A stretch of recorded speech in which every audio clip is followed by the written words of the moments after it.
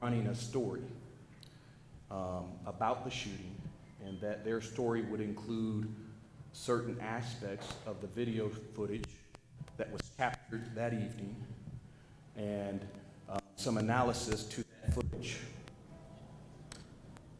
In fact, some of that footage, even before TMZ aired it, had been circulating on the internet with some analysis. Of course, as members of his legal team, we had the benefit of having that video surveillance footage for the last several weeks. We knew exactly what was depicted on it, and so we knew exactly what it stood for. We've also had the benefit during the course of our investigation of interviewing several critical eyewitnesses who were at the scene that day, actually saw what went down, what was said. And so we've had the benefit of those interviews during the course of our investigation, and that is also important. Given that the video of the shooting is now circulating on the internet, we felt compelled to have this press conference because there was some reporting, frankly, depicting the decedent as an innocent bystander, and we wanted to make sure that the record was straight. First, the video posted by TMZ is identical to the video footage, not only that we received during the course of our investigation, but that APD obtained on the first night of the shooting, on the night of the shooting. TMZ's analysis of the footage is also accurate. That is to say, the decedent and other members of his crew viciously and violently attacked Chaka from behind before a single gunshot was fired. To put everything in perspective, it is important to recognize that the establishment they were at, apartment 4B, was a local restaurant, and that Chaka and a business partner of his were renting out that establishment every Sunday several months prior to this incident, without issue or complication. In other words, Chaka on that evening was at his place of business. After the decedent and his crew arrived there at the establishment, they parked their vehicles in the VIP section and eventually entered the restaurant. The video footage reveals that they were in the restaurant for less than 10 minutes, only to come back outside, demanding that they be refunded the money they paid for VIP parking. This establishment, when you got there, you had to be invited there. You had to either have a passcode or a personal invitation of Chaka and or his business partner. And so these men were upset that they couldn't get in, and they came back out upset, wanting their money refunded. Shortly after the decedent and his crew exited the restaurant, Chaka, along with a friend, exited the restaurant. He had just received a call from a special guest who was coming to the establishment, the restaurant that night, and he went to go greet his special guest in the parking lot. As he's greeting the guests, the decedent and his crew are mingling around the cars that they parked in the VIP parking spaces. At some point, Chaka and his special guest and their company began to walk toward the restaurant to go back into the restaurant. That is when Chaka was confronted by one of the crew members of the decedent. That crew member's name is Trayvon Robinson. The confrontation went very south very quickly.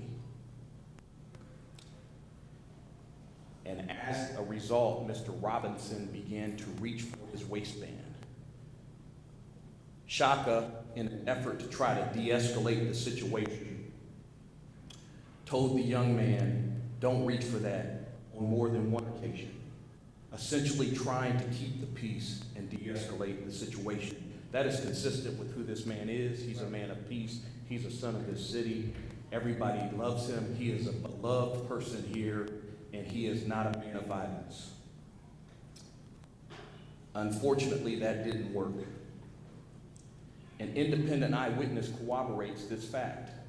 That independent witness was one of the valet attendees, doesn't know Chaka from Adam, doesn't know Tremaine Robinson from Adams, simply refers to Chaka as the old guy and Tremont Robinson as the young guy, but eventually says to the City of Atlanta Police Department, this witness says, "I saw Tremont Robinson reaching for his gun. I believed he had a gun, and I overheard Chaka telling him, 'Put that ish away, put that ish away.'"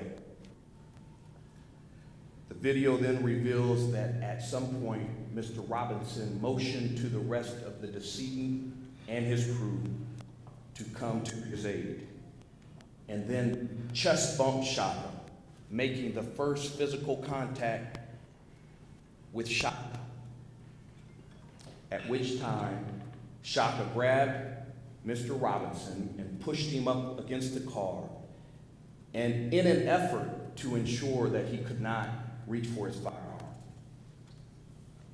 Seconds later, Chaka is viciously attacked from behind by the decedent and his crew, and in fact, the decedent is the second one to punch and kick and stomp Chaka as he falls to the ground, seeking to take a posture of coverage as he is at this point defenseless, fighting for his life.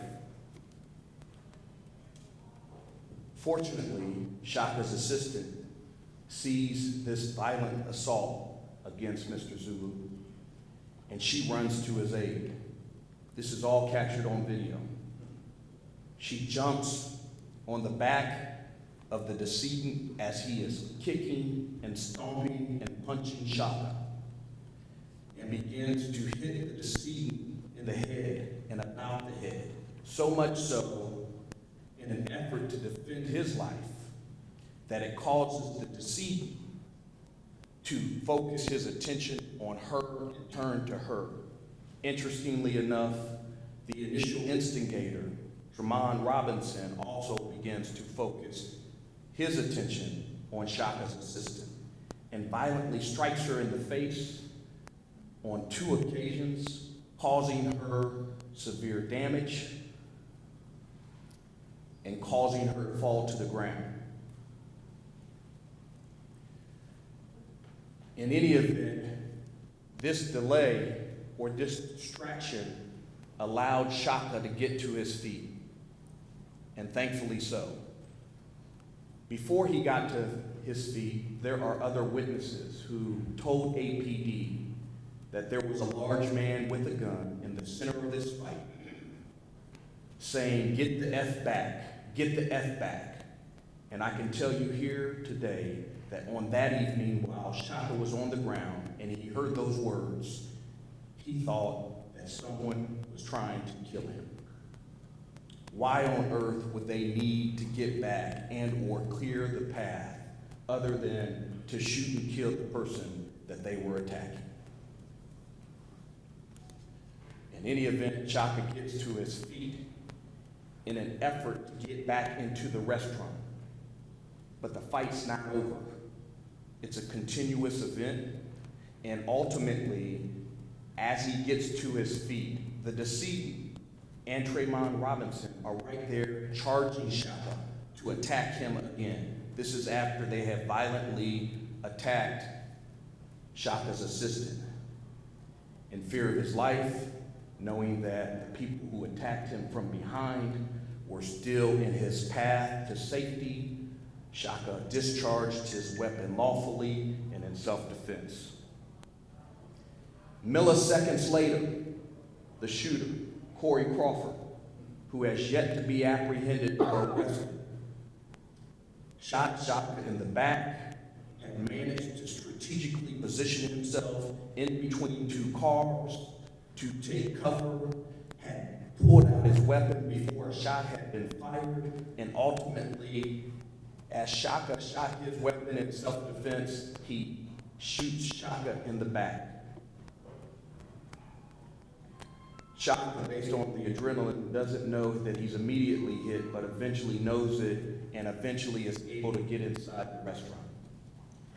That is where his family and his friends call 911 and attempt to render aid. He is rushed to the hospital after having blacked out. And according to the medical professionals at Grady, he almost lost his life that night.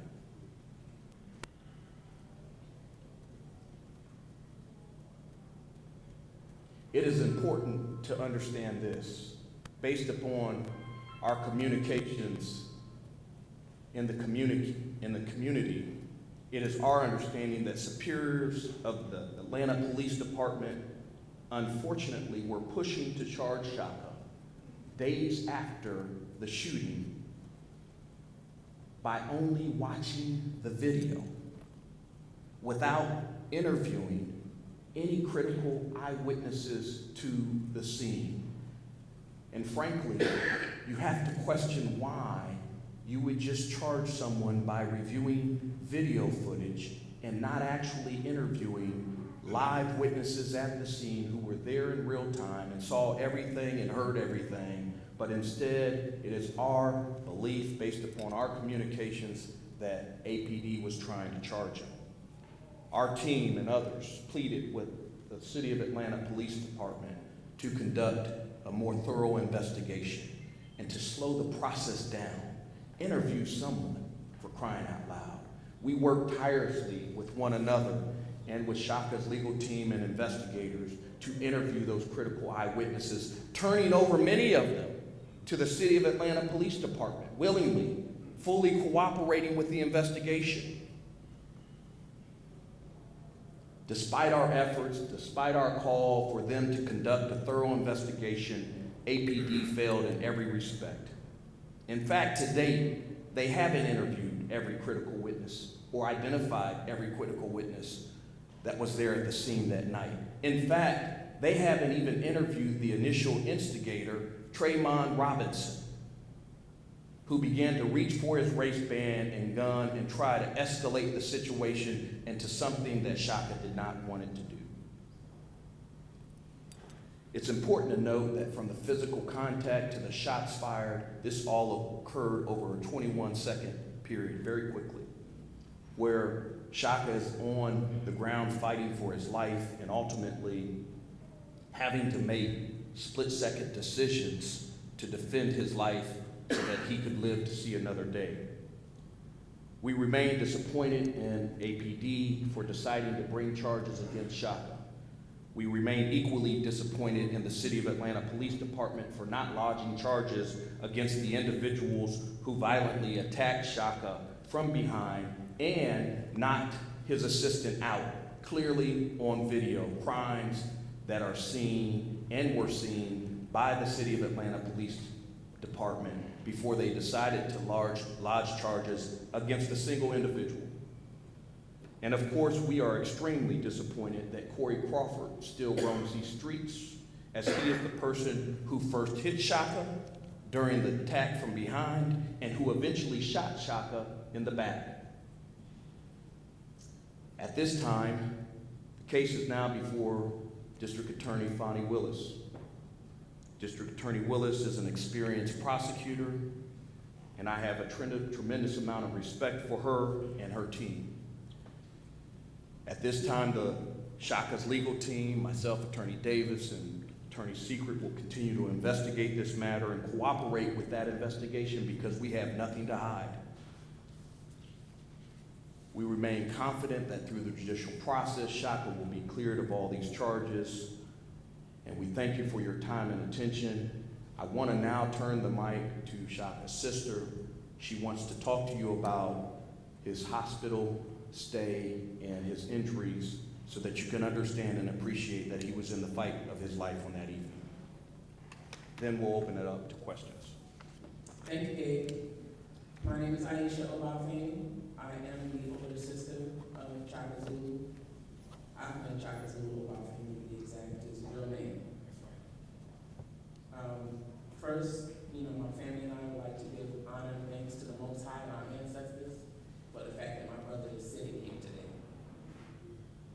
And be clear, we see him sitting, but he is still healing. My brother had to fight for his life that night. When I arrived at the hospital and was able to see him before he was taken to surgery, I touched his body and It was so, so cold to the touch, eerily cold. The amount of blood that he had to receive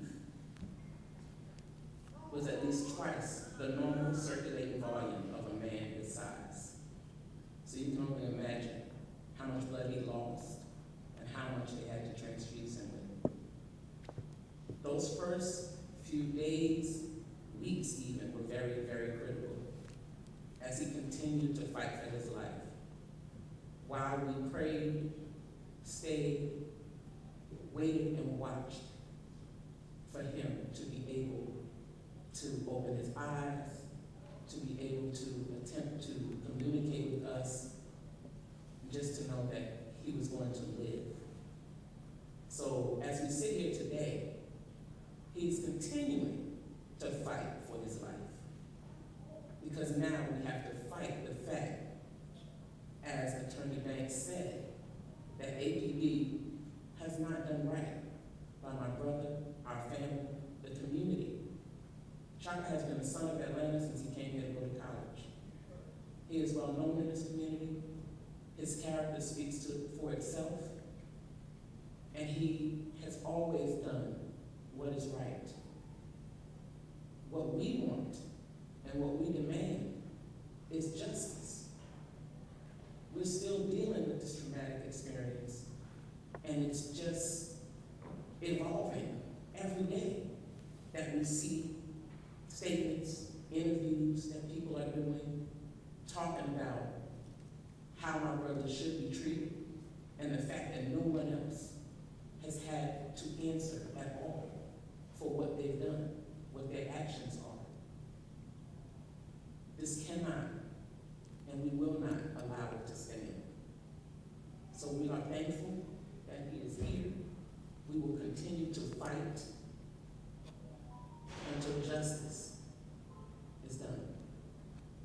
Thank you. Sure. We'll now turn it to questions. Attorney Banks, you were a former prosecutor. You prosecuted gang cases. You worked in the DA's office for a long time. These charges usually don't happen in a vacuum. Do you think that they confer with the DA at some point to make these charges? I'm not sure whether they conferred with the District Attorney, Fonnie Willis. While I was a prosecutor for many years, frankly, there were times that APD moved on their own without conferring with the District Attorney's office. There were times that APD worked in conjunction with the District Attorney's office. At this point in time, however, what I know is that the single person to sign the arrest warrants for the city of for Mr. Zulu was Detective Johnson, and she was an employee of the City of Atlanta Police Department. No one from the District Attorney's office took out warrants to arrest Mr. Zulu. Mr. Banks, what role do you think your client's celebrity status played in the APD's decision to file charges? Look, I mean, he has a lot of support, there's no doubt about this. But it's not his celebrity status ultimately that will sway anybody. It's the facts and the circumstances of the investigation. It's the facts that happened that night, that evening. And when you take a close look at the video footage, as well as you interview all of the critical eyewitnesses, the reality is that the only conclusion that you can reach is that he acted in self-defense. And in fact, I will say this, if he is not able to act in self-defense under these facts and circumstances, then I question who on this side of heaven, in Metro Atlanta area, or anybody, for that matter, across the United States, has the ability to defend themselves. And so I'm not the only attorney here. Of course, Attorney Davis and Attorney Secret are here as well, and I know that they want to participate in this discussion. I am lead counsel. That said, everyone here is able to answer questions on this side of the table. Attorney Davis, you seem to have quite a following here today to support Chaka. What do you feel that all of this support being here today with the hashtags, what do you hope it will do for your client? Well, let me start with this, and thank you for that question, Maria. Let's start with the fact, let's be clear, APD has been under fire.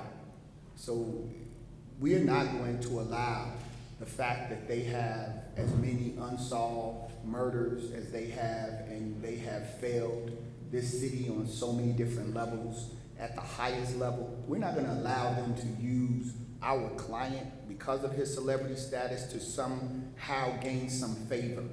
That is not what's going to happen, because this for us, there has to be some politically motivated reason, because as we all evaluated, and we've had other attorneys evaluate this video, people are astonished that he was charged.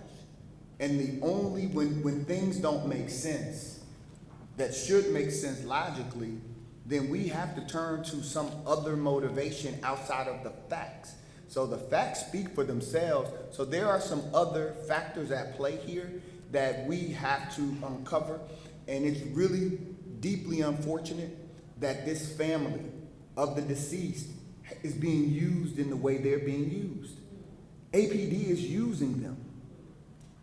They're not at all being honest with them about the decedent's involvement in what happened. In fact, Corey Crawford and Trayvon Robinson should be charged with their son's murder. Today, because it is a felony murder. They initiated, participated in, and under the statute, they should be charged with this murder. And so all of this energy is absolutely misdirected at a man who was a businessman. This is a middle-aged man who was attacked by 23-year-olds, men as young as one of his own children. It's absurd. Attorney Davis, and any of the attorneys here can answer this. What do you say to the Benton family who said they looked through the warrants and the warrants suggest that Chaka Zulu here was the aggressor in this situation, saying in the warrants that he choked some of the people there? What's your response to the Benton family to that? That assertion is just contrary to the facts of this case. The facts don't support that. When and if you have an opportunity to review the video, you will see that the initial chest contact is from Mr. Benton. That the initial punch that hit Mr. Chaka was from Corey Crawford, then Mr. Benton. That Mr. Benton then stomped him, kicked him, punched him. That those things just not consistent with the facts. He was not the aggressor in this situation. He was walking from the parking lot on the way into his place of business when he is stopped by them and confronted. He is not the aggressor. And let me just say this to your question too. It's not lost on Chaka that someone lost his life that evening. The last person that would want to shoot another man is the man sitting to my right. And so, as much as the Benton family has questions, and I can understand their pain and appreciate it because I've represented many victims as a former prosecutor when I work these cases, the reality is this: affidavits don't always speak the truth. And in this case, when you review the video footage and listen to the critical eyewitnesses, the truth is, unfortunately, that their son attacked Chaka from behind and made a decision that ultimately cost him his life that night. And so while we respect and we grieve with the family, frankly, because they lost their loved one, it's not because of anything that this man did unlawfully. Chaka, how are you doing mentally and physically after being shot? And just, could you just speak to the idea that the person who shot you is still on the streets and does not face charges at this time? We certainly appreciate your question. He's certainly here and wanted to be present today because this is an important day for him. At this point in time, he's willing to cooperate with the investigation as he has, but he's not going to make any public statements at this point in time. Can you just maybe just remarks or comments as to the people who are supporting him, his message to the public, his supporters? I will say this, I know this, and he's here. He is so eternally grateful for their support.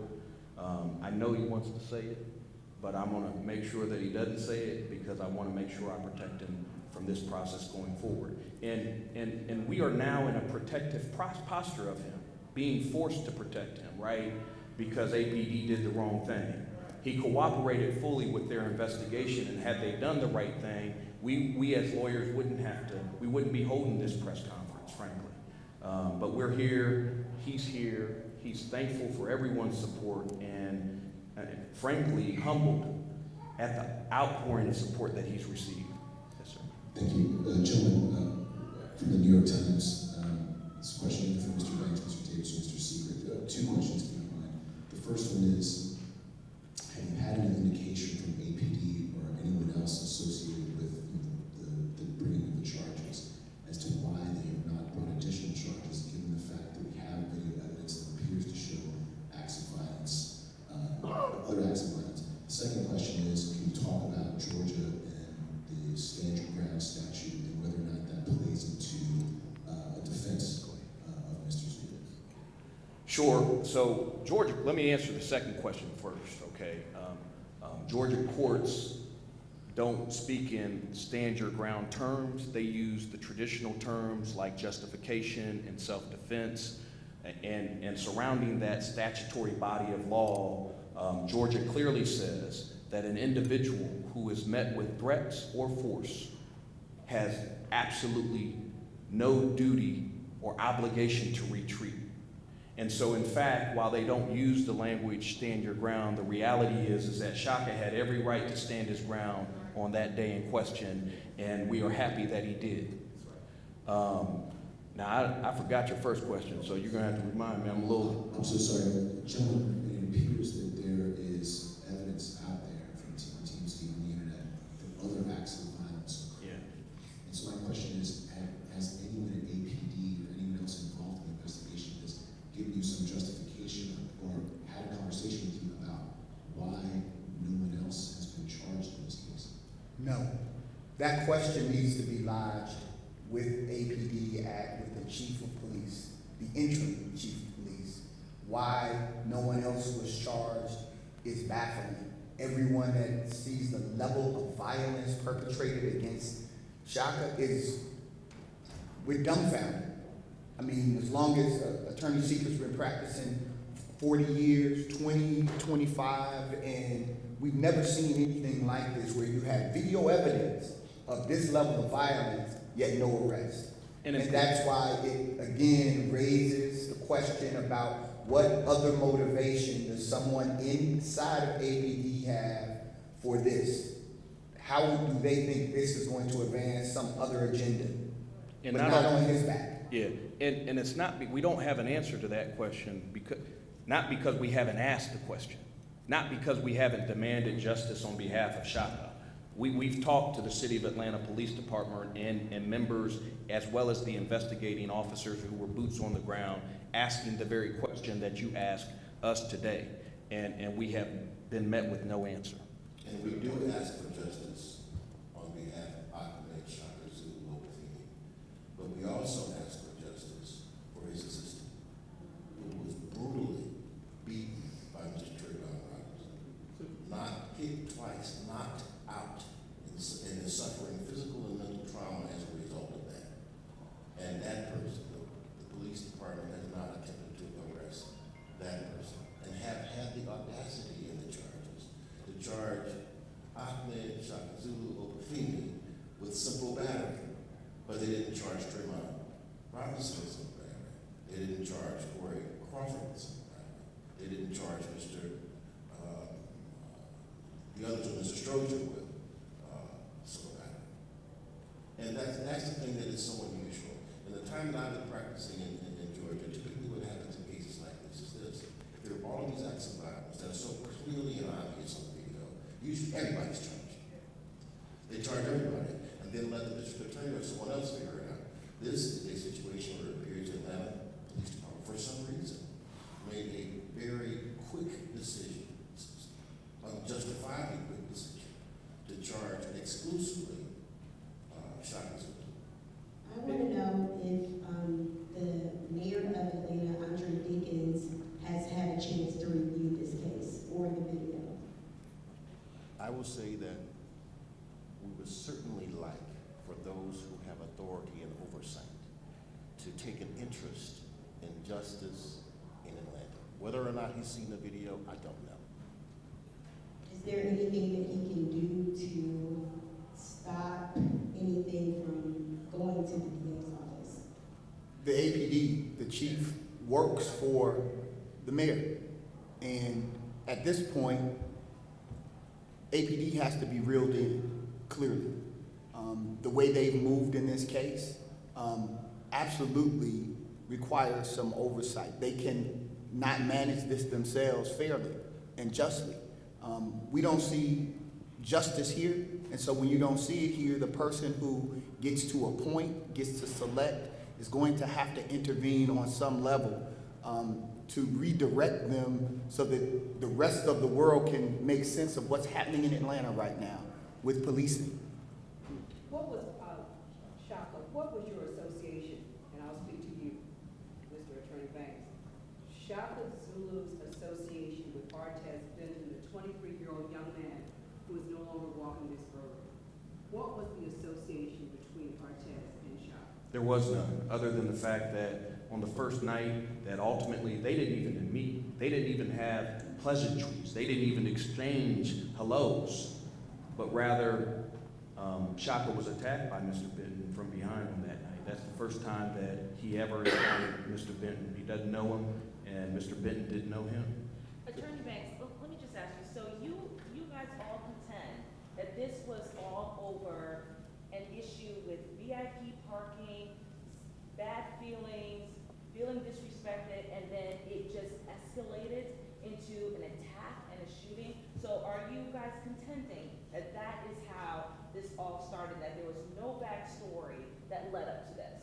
There was certainly no backstory whereby Mr. Zulu had any beef with any of these individuals. As it concerns the crew and the decedent having issues about parking and not being able to get into the club or get a table at the club, that certainly is information that we have learned from the witnesses. Why this escalated to the point that it did, was that a part of it? Yes. Is that the rest of the story? I don't believe so.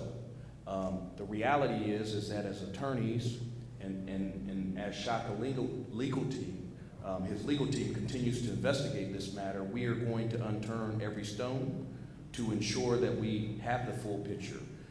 Frankly, I will say this.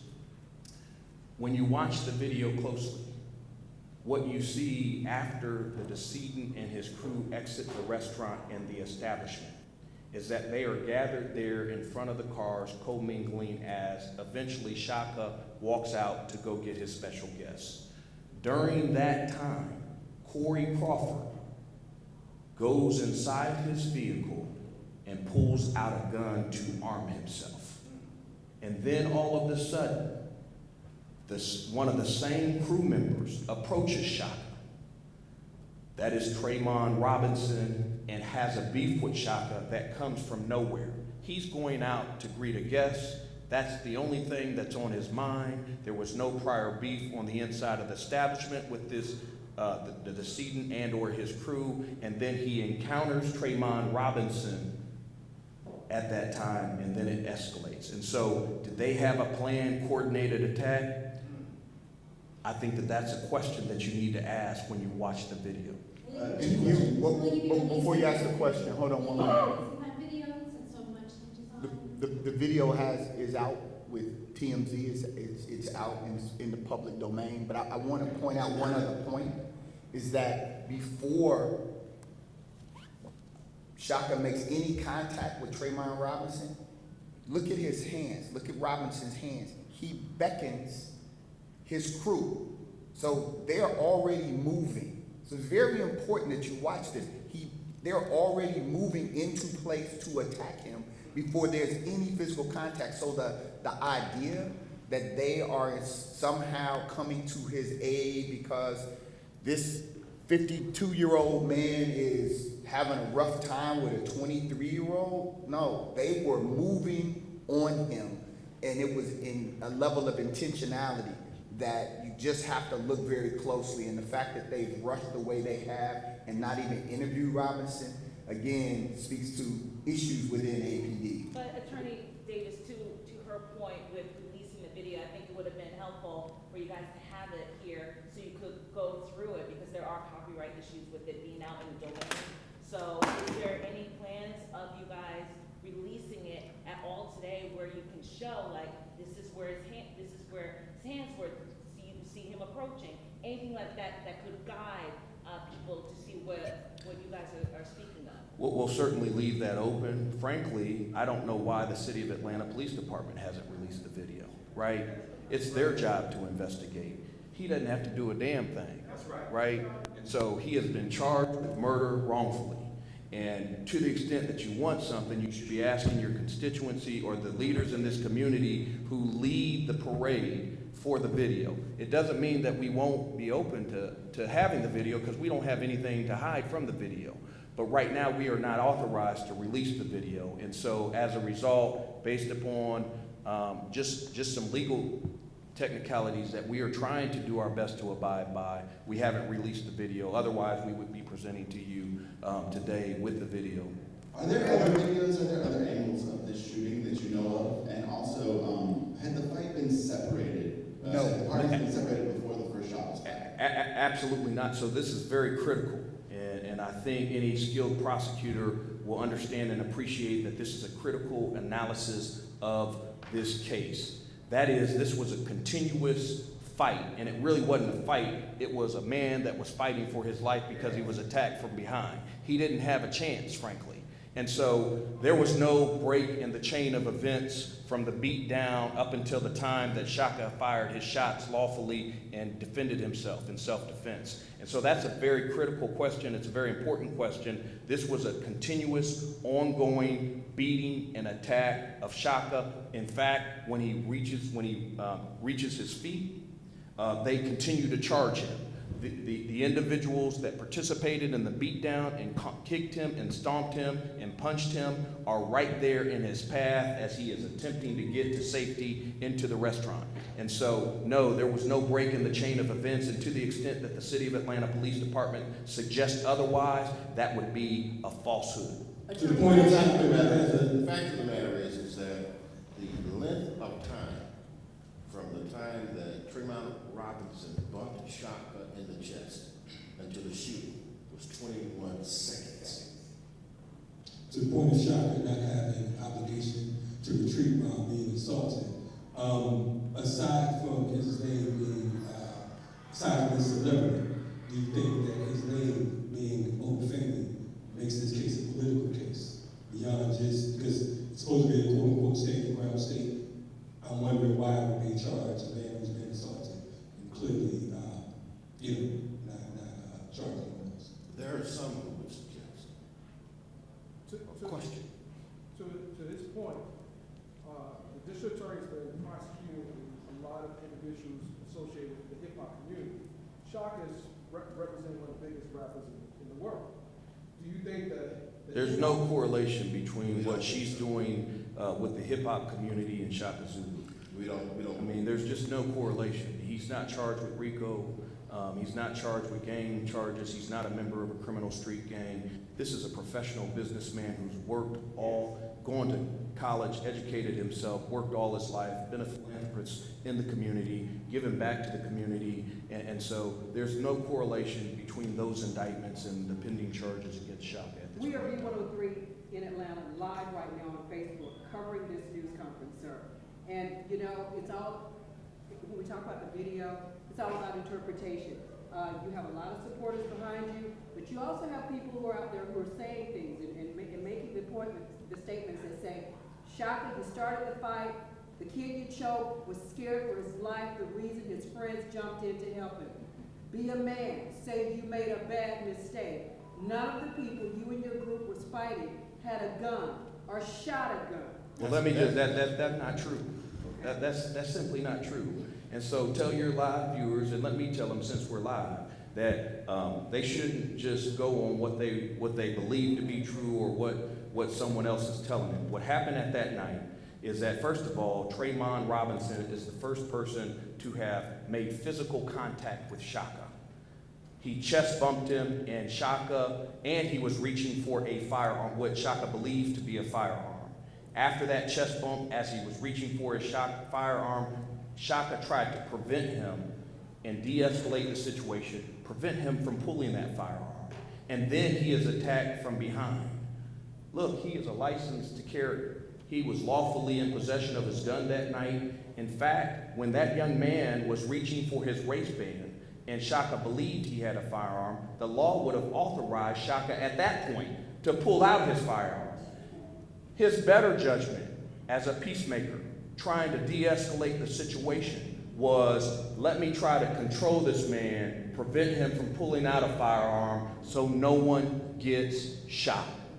Instead of being able to prevent that man from pulling out a firearm, what happened is he was attacked from behind, beaten, and pummeled to the ground. He's in a defenseless posture, and eventually he has to get up. And anytime in America, I can tell you this, that 4 people attack you from behind and start kicking and stomping and beating on you, let me tell you something. No man in America is going to be able to believe that he can't act and fire in self-defense. That's what he did on that night. He would do it again if he were in that position, and frankly, he did nothing wrong. And so you tell your viewers that they are wrong about that. They will be wrong about it today. They were wrong about it yesterday. They'll be wrong about it several weeks from now. And it's impossible. Thank you for coming. Thank you. We good. Watching the video, we saw the guys to the right. It almost appears that they were plotting something to happen. We saw Chaka walk back over to the front of the club. And you can see how Crawford moves to his car and retrieves the firearm. Yes. Did Chaka have any inkling that they were a planned attack with was going to be perpetrated against him? He didn't have any inkling that there was a planned attack, but I will just say this in conclusion, that at some point he learned while on the ground and felt and believed that these individuals were armed. He believed that Trayvon Robinson was armed when he first encountered him. And so when he got up to his feet, he lawfully discharged his weapon. And so look, I know you guys are asking for the video, and we appreciate that. And to the extent that the video is ever released and you guys want us to come back and walk you through what we see, we're happy to do that. At this time, though, we have taken all of your questions. We appreciate all of you for being here, and we ask everyone in the community to stand with Chaka at this time. Can you just tell us who's here today? Sure. Would you please, just real quickly? Can I what now? Can you tell us who's here today? Sure. If you want to. We don't have to go name by name, but just. These are family members that have been with him all of his life. These are people who support him and have seen and know his character, and they stand with him, as many people here in Atlanta and around the world, quite frankly, continue to stand with him because they know of his good character. Thank you. Thank you so much.